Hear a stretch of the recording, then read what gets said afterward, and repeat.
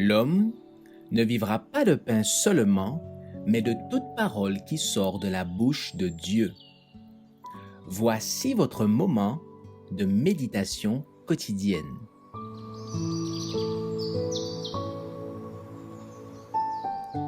Maranatha.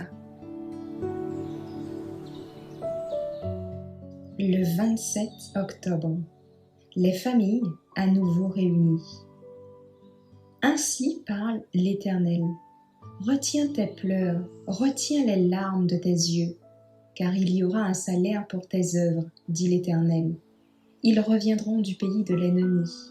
Il y a de l'espérance pour ton avenir, dit l'Éternel. Tes enfants reviendront dans leur territoire. Jérémie 31, versets 16 et 17. Le Christ vient sur les nuées avec une grande gloire, accompagné d'une multitude d'anges resplendissants. Il vient pour ressusciter les morts et pour glorifier les saints qui seront trouvés vivants. Il vient pour honorer ceux qui l'ont aimé et pour prendre avec lui ceux qui ont gardé ses commandements.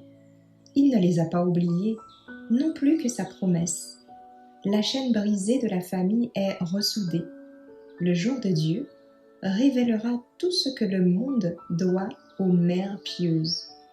Lorsque le jugement aura lieu et que les livres seront ouverts, lorsque le grand juge aura prononcé sa sentence et que la couronne de gloire immortelle sera placée sur le front du vainqueur, beaucoup soulèveront leur couronne à la vue de l'univers rassemblé, et montrant leur mère, ils diront « Elle m'a fait tout ce que je suis par la grâce de Dieu.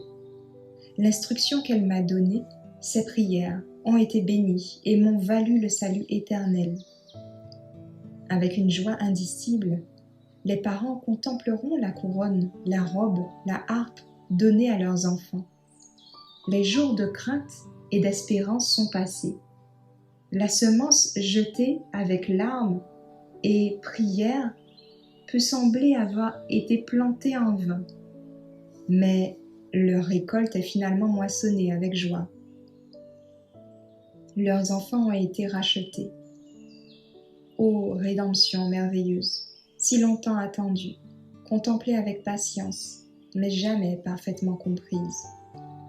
Le Sauveur a été pour ses disciples un compagnon de chaque jour, un ami intime, parce qu'ils ont vécu en étroite communion avec le Père. Sur eux s'est levée la gloire de l'Éternel. Ils ont reflété la lumière de la connaissance de Dieu que le Christ leur a donnée. Maintenant, ils se réjouissent dans la splendeur éblouissante de la majesté du ciel. Ils sont prêts à entrer dans la communion des êtres célestes, car ils ont déjà le ciel dans leur cœur.